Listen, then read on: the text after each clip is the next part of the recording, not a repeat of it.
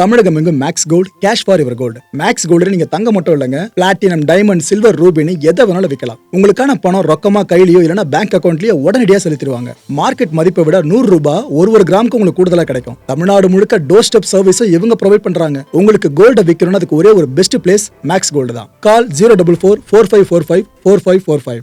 வணக்கம். Big topic with Karthik Mayakumar. இந்த பாகிஸ்தானை மையமாக கொண்டு அமெரிக்கா ஈரானுக்கு மத்தியில் பேச்சுவார்த்தை நடந்துச்சு பார்த்தீங்களா?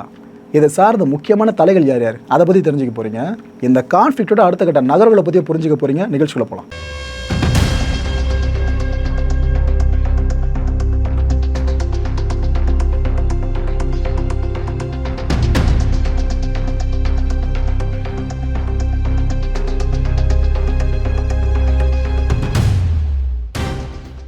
இந்த முத்தரப்பு கிரிக்கெட் தொடர்கள்லாம் பார்த்துருக்கீங்களா? இந்தியா பெருசாக அதில் இப்போது கலந்துக்கல, ஆனால் இதுக்கு முன்னாடி நிறைய நடந்துக்கிட்டு இருக்கோம். அதில் பார்த்தீங்கன்னா 2 அணிகள் இருக்கும். இதுக்கு தாண்டி இன்னொரு அணியாக உள்ள வரும்.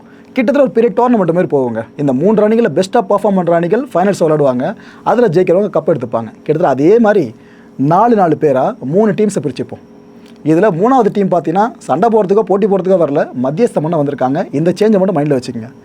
அமெரிக்கா இருக்குல்ல, அமெரிக்கா தரப்பில் நிறைய டெலிகேட்ஸ் வந்திருக்காங்க பாகிஸ்தானுக்கு. அதில் முக்கியமான 4 பேர்னு சொல்கிறதா இருந்தால் அமெரிக்காவோட துணை அதிபர் ஜெடி வான்ஸு, அமெரிக்காவோட முக்கியமான ஸ்பெஷல் என்வாய் ஸ்டீவ் விட்காஃப், அப்புறம் ஃபார்மர் பிரசிடென்ஷியல் அட்வைசர் பார்த்தீங்கன்னா ஜெரட் கிருஷ்ணர், ட்ரம்ப்போட மருமகன். 4வதா பிராட் கூப்பர், சென்ட்ரல் கமாண்ட் இருக்குல்ல, யூஎஸ் சென்ட்ரல் கமாண்டு, அதோட முக்கியமான கமாண்டர். 4 பெரிய தலைங்களா. இதுக்கு அடுத்து ஆப்போசிட் டேபிளில் உட்காரது யார்? Iran delegates. அதில் 4 பேர் முக்கியமான நபர்கள்னு எடுத்துக்கிட்டால், முதல்ல பார்லிமெண்ட் ஸ்பீக்கர் காலிபாஃப், 2வதா அப்பாஸ், ஈரானோட ஃபாரின் மினிஸ்டர், 3வதா டெபுட்டி ஃபாரின் மினிஸ்டரான மஜித் டாக்ட் ரவான்ச்சி, 4வதா எடுத்துக்கிட்டிங்கன்னா முகமது பேகர் ஜால்கார், இந்த ஈரானோட சுப்ரீம் நேஷனல் செக்யூரிட்டி கவுன்சில் இருக்குல்ல, அதோட செக்ரட்டரி. இந்த 4 பெரிய தலைங்களா. அடுத்து மத்தியஸ்தம் பண்ணுறவங்களும் ஸ்ட்ராங்காக இருக்கணும்ல, அந்த வகையில் 4 பேர் இருக்காங்க. 4 பேர் நான் சொல்லிடுறேன், ஸ்ட்ராங்காக இல்லைன்னு நீங்கள் முடிவு பண்ணிக்கலாம். முதல்ல பாகிஸ்தான் பிரைம் மினிஸ்டர் ஷெஹபாஸ் ஷெரீஃப், இவர் தான் இந்த மத்தியஸ்தத்தோட லீடு. 2வதா ஆர்மி சீஃப் ஆஃப் ஸ்டாஃபான அசீம் முனீர், 3வதா பாகிஸ்தானோட ஃபாரின் மினிஸ்டரான இஷாக் தர், 4வதா national security adviser Mohammad Asim Malik. இந்த 12 பேர்கள் தாங்க இருக்குது. இதுக்கப்புறம் இவங்க என்ன முடிவு எடுக்கிறாங்களோ இதை வச்சு தான் நாம் ஒரு முடிவுக்கு வர முடியும். இதுக்கப்புறமாச்சு நிம்மதியாக வாழ முடியுமா, இல்லை அந்த போர் பதட்டத்தால் ஏற்படுற நெகட்டிவான இம்பாக்ட்ஸ் இருக்குல்ல, அதை ஃபேஸ் பண்ணி வாழ போகிறோமான்றது இவங்க கையில் தான் இருக்குது. ரைட்டு. ஈரான் ஸ்டேட் மீடியா இருக்குல்ல, அவங்க என்ன தெரியுமா செய்தி இப்போ வெளியிட்டிருக்காங்க? இங்கே இது வரைக்கும் மூடப்பட்டிருந்த வங்கிகள் இருக்குல்ல, இந்த வார் காரணமாக அது எல்லாமே திரும்ப இயங்க ஆரம்பிச்சிடுச்சு. எல்லா வங்கி கிளைகளும் பழைய மாதிரி இயக்கத்துக்கு வந்துருச்சுன்னு அவங்க செய்தியை போட்டிருக்காங்க. இதில் என்ன கொடுமைனா, ஏதாவது ஒன்று டீல் சார்ந்து நெகட்டிவாக நடக்குதுன்னு வைங்க பேச்சுவார்த்தையில், திரும்ப ஈரானை அமெரிக்காவை இஸ்ரேல் அடிக்க ஆரம்பிச்சிட்டா, இப்போ எதெல்லாம் அவங்க ரிசீவ் பண்ணி வச்சாங்களோ எல்லாத்தையும் திரும்ப யாரை கட்ட வேண்டியது தான். அப்போ ஏற்பட்ட இடருக்கு மத்தியில் இந்த அனௌன்ஸ்மெண்ட்டை அவங்க வெளியிட்டிருக்காங்க. ஸோ பேங்கிங் ஆப்ரேஷன்ஸ் ஒரு நாட்டுக்கும் ரொம்ப முக்கியம். அது இல்லாமல் ஈரான் இது வரைக்கும் இருந்ததே பெரிய விஷயம் தான். இப்போ அதுலேருந்து கொஞ்சம் வெளியே வர ஆரம்பிச்சிருக்காங்க. இதில் ஒரு முக்கியமான ஒரு அப்டேட் ஒன்று, ஆனால் மாய மந்திரமானு தெரியல, என்னாச்சு ஏதாச்சுன்னு இப்போ வரைக்கும் யாருக்கும் புரியல. என்ன இருக்குது? இந்த ஸ்டேட் ஆஃப் ஹார்மோஸ் இருக்குல்ல, அந்த தவுலோண்டு அகலம், இந்த வளைவை கடக்க முடியாமல் தான் உலகம் முழுக்க இவ்வளோ பிரச்சனை ஏற்பட்டுக்கிட்டு இருக்கு. இந்த பகுதியை அமெரிக்காவோட நேவி ஃபுல்லாக கண்காணிச்சிட்ருக்காங்க. ரீசெண்டாக என்ன பண்ணியிருக்காங்க, இதோ தெரியுதுல்ல ஒரு ட்ரோனு, இந்த ட்ரோனை ஹார்மோஸ் பகுதி வழியாக அவங்க சர்வேலன்ஸ்க்காக அனுப்பியிருக்காங்க. அந்த ட்ரோனும் வந்திருக்கு. வந்த ட்ரோன் கொஞ்ச நேரத்தில் இந்த டிஸ்ட்ரெஸ்டு சிக்னல் கோடு இருக்குல்ல, அதாவது 7700 இந்த கோடை சென்ட் பண்ணியிருக்கு. அதாவது இன்டர்நேஷ்னல் எமர்ஜென்சி கால் சார்ந்து தான் இந்த கோடை ஃபைனலைஸ் பண்ணி சென்ட் பண்ணோம். அதை சென்ட் பண்ணி வச்சுருக்கு. இதை ரிசீவ் பண்ணும் போதே அமெரிக்க நேவிக்கு தெளிவாக தெரிஞ்சிச்சு சம்திங் ஏதோ ஃபிஷ்ஷியாக நடக்குது அப்படின்ட்டு. இதுக்கப்புறம் என்னாச்சு, 50,000 ஃபீட்டில் பறந்துட்டு இருந்த இந்த ட்ரோனு சடனாக ஆட்டிடியூடு ட்ராப் ஆகுது, கீழே வருது பட்டுன்னு. என்னடா ஆச்சு ஏதாச்சுன்னு எல்லாம் குழம்புறதுக்குள்ளேயே ரேடார்லேருந்து டிஸப்பியர் ஆகிடுச்சிங்க இந்த ட்ரோனு. அடுத்து என்ன ஆயிருக்குன்னு அவங்க யோசிக்கிறதுக்குள்ளேயே அந்த ட்ரோனு கண்டிப்பாக கண்டமாக இருக்கணும், ஒன்று சுட்டு வீழ்த்தப்பட்டிருக்கலாம், இல்லைனா வேறு எதனா பண்ணப்பட்டிருக்கலான்னு அவங்க யோசிக்க ஆரம்பிச்சிட்டாங்க. இது சம்மந்தமாக ஈரான் சைட்லேருந்து கன்ஃபர்மேஷன் எதுவுமே வரல, அமெரிக்கா சைட்லேருந்து கன்ஃபர்மேஷன் எதுவும் வரல. டெப்ரி இது வரைக்கும் அங்கே கண்டெடுக்கப்படலை.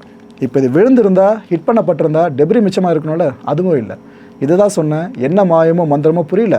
பேச்சுவார்த்தை சார்ந்து ஒரு பக்கம் திரும்பி இருக்கும்போது உலகமே, இன்னொரு பக்கம் இது போல் ஒரு விஷயம் நடந்திருக்கு ஹார்மோஸில். ஆக்சுவலாக அந்த ட்ரோன் சொன்னேன் பார்த்தீங்களா, அது இதுதான். இது பேர் MQ-4C ட்ரைட்டன். அமெரிக்கா கிட்டே எவ்வளவோ ட்ரோன் வகைகள் இருந்தாலும் அதில் ரொம்ப ரொம்ப முக்கியமானது அவங்க பேர் சொல்கிற படைப்பாக பார்க்குறது இந்த ட்ரோனை தான். தி மோஸ்ட் அட்வான்ஸ்டு சர்வேலன்ஸ் ட்ரோனுங்க இந்த ட்ரோனு. இது ஒன்றுத்தோட விலை எவ்வளோ தெரியுமா? நீங்கள் கற்பனை கூட படி பார்க்க முடியாது. ஆக்சுவலாக இந்த அமௌண்ட்டெல்லாம் கையில் இருந்துச்சுன்னா ஈரான் ஆயிரக்கணக்கில் ட்ரோன்ஸை உருவாக்கிடும். அவ்வளோ அமௌண்ட்டு ஒரு ட்ரோனுக்கு மட்டும் இன்வெஸ்ட் பண்ணியிருக்காங்க அமெரிக்கா. 1861 கோடி ரூபாய். இந்த ஜெட்டோட காஸ்ட்டே பார்த்துருக்கீங்களா? 700 கோடி 800 கோடின்றது நல்லா வாவுன்ற மாதிரி இருக்கும். ஆனால் இந்த ட்ரோனோட காஸ்ட்டு பார்த்தீங்களா 1861 கோடி. அப்போ எவ்வளோ விஷயங்கள் அந்த ஒரு ட்ரோனில் இருக்கும் பாருங்கள். இதை உருவாக்கி கொடுத்துருக்கிறது நார்த்ரூப் இருக்காங்களா, அவங்க தான் இந்த ட்ரோனை ஃபுல்லாக உருவாக்கி அமெரிக்காவோட நேவிக்கு கொடுத்துருக்காங்க. இந்த MQ-4C பார்த்தீங்கன்னா நிறைய ஸ்பெசிஃபிகேஷன்ஸை உள்ளடக்கினது. உலகத்தில் மற்ற ட்ரோன்ஸில் இந்த அளவுக்கு ஸ்பெசிஃபிக்காக செயல்பட முடியுமான்னு கேட்குற மாதிரி தான் அவ்வளோ திறன்கள் இருக்குது. அதாவது 24 மணி நேரத்துக்கு மேலே இதனால் ஃப்ளை பண்ண முடியும். ஒரு வாயேஜ் எடுத்துச்சுன்னா 24 மணி நேரம் வரைக்கும் ஃப்ளை பண்ண முடியும். இதனால் 7400 நாட்டிக்கல் மைல்ஸ் வரைக்கும் பறக்க முடியும். அவ்வளோ ஏன் உயரத்தில் எடுத்துக்கிட்டிங்கன்னா 50,000 ஃபீட் வரைக்கும் இதனால் பறக்க முடியும். இப்போ தெரியுதா எதுக்கு இவ்வளோ தூரம் இதை உருவாக்க காசு செலவாகுதுன்னு சொல்லிட்டு. இந்த MQ-4C ட்ரைடன் பார்த்தீங்கன்னா அட்வான்ஸ்டு ரேடாரை முழுக்க பயன்படுத்தி இயங்கக்கூடியது. இது இந்த ஷிப்ஸ்லாம் இருக்குல்ல அதை ஃபுல்லாக ட்ராக் பண்ணுறதுக்காகவே இந்த அட்வான்ஸ்டு ரேடாரை பயன்படுத்துது. பறந்துக்கிட்டே ட்ராக் பண்ணணும். எவ்வளோ பெரிய டாஸ்க்கு புரியுதா? அதுவும் 50,000 ஃபீட்டுக்கு மேலே இது போகுது அப்படின்னா கீழே இருக்க பெருங்கடல் கூட இதோட சர்வைலன்ஸுக்கு உட்படுற மாதிரி நம்ம புரிஞ்சிக்க முடியும். ஸோ இதனால தான் அந்தளவுக்கு ஹை ஆட்டிடியூட வரா மாதிரி இதை டிசைன் பண்ணியிருக்காங்க. ஸோ கப்பல்களை இது கண்டுபிடிக்கிறது மட்டும் இல்லை, ட்ராக் பண்ணுறது மட்டும் இல்லை, கப்பல்களோட மூமெண்ட்ஸ் இருக்குல்ல அதை ஃபுல்லாக ஐடென்டிஃபை பண்ணும். இதெல்லாம் தாண்டி அந்த கப்பல் எவ்வளோ வேகத்தில் போகுது, அது என்ன மாதிரியான கப்பல், இந்த டைப்பு, இது எல்லாத்தையும் கண்டுபிடிச்சிடும். ஒரு மிதக்கும் உளவு களம்னு வச்சுக்கோங்களேன், ஒரு பெரிய இன்டெலிஜென்ஸ் பேஸு ஒரு ட்ரோனில் மிதந்து அப்படி இருக்கும். அப்பேற்பட்ட வேலையை இது பண்ணி முடிச்சிடும். இந்த MQ-4C electro optical and infrared சென்சார்ஸை கேரி பண்ணியிருக்கிறது. இதெல்லாம் என்னப்பா பெரிய விஷயம் கேட்டிங்கன்னா, இந்த இமேஜஸ் அண்ட் வீடியோஸ் இருக்குல்ல இதை லைவாக கேப்சர் பண்ணும்.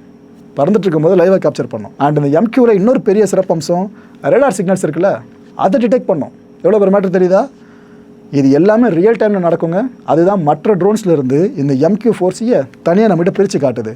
இப்பேற்பட்ட ஒன்றுத்துக்கு ஏதோ ஆயிடுச்சு அப்படின்னா அமெரிக்க நேவிக்கு எவ்வளோ அப்செட்டாக இருக்கும். ஸோ இதனால தான் அதோட ஃபீச்சர் உங்களுக்கு தெளிவாக இப்போ சொல்லியிருந்தேன். அமெரிக்காவுக்கு எவ்வளோ கோபம் இப்போ வந்திருக்குன்றதை நீங்கள் புரிஞ்சுக்கலாம். ஏன்னா ஏதாவது நெகட்டிவ் அங்கே பேச்சுவார்த்தை போகுது அப்படின்னா அமெரிக்கா வேலையை காட்ட ஆரம்பிக்கல, அப்போ இதுக்கும் சேர்த்து வச்சு அடிக்க ஆரம்பிச்சிடுவாங்க. டொனால்ட் ட்ரம்ப் என்ன தெரியுமா சொல்லியிருக்காரு இப்போது? ஏப்பா எனக்கு இந்த ஹார்மோஸை ரீஓப்பன் பண்ணோம், அவ்வளோதான், நான் பெருசாக அதை எதிர்பார்க்கல.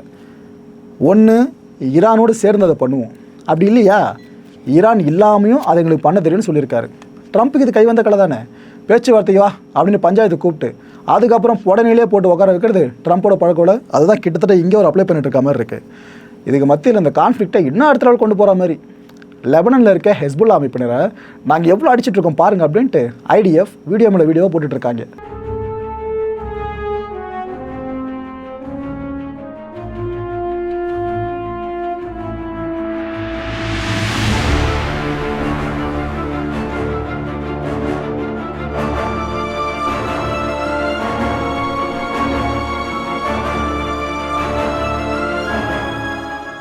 மக்களை இந்த கான்டென்ட்டை பொறுத்த வரைக்கும் நாமெல்லாம் சிந்திக்க வேண்டியது ஒரே ஒரு விஷயந்தான். போருக்கு நடுவில் பேச்சுவார்த்தை அப்படின்றது வீணான ஒரு விஷயம் இல்லை. ஏன்னா ஈரான் கேட்ட விஷயத்த இஸ்ரேல் உடனே பண்ணி கொடுத்துருந்தாங்கன்னா ஓகே, லெபனானை தொடாமல் இருந்திருந்தான். ஆனால் லெபனானை தொட்டே தீர்வோன்னு இஸ்ரேல் அடின்னு அடிச்சுக்கிட்டு இருக்குல்ல, இதுதான் ஈரானோட கோபத்தை அவ்வளோ தூரம் உச்சத்தை கொண்டு போயிருக்கு. இந்த ஹார்மூஸை ஃபுல்லி ஃபங்க்ஷனேட்டாக ஓப்பன் பண்ணுறதா முதல்ல பிளான் பண்ணியிருக்காங்க. ஆனால் லெபனன்லேருந்து எப்போ இஸ்ரேல் வெளியே வருதோ நம்ம அப்போ ஃபுல்லாக ஓப்பன் பண்ணிப்போம், அது வரைக்கும் பார்ஷியலாக ஓப்பன் இருக்கணுன்ற மாதிரி தான் ஈரான் முடிவு எடுத்துருக்கு போல இருக்குது. ஸோ எல்லா பிரச்சனைகளுக்கும் இப்போதைக்கு மைய காரணம் லெபனானில் தான் நடந்துகிட்டு இருக்கு.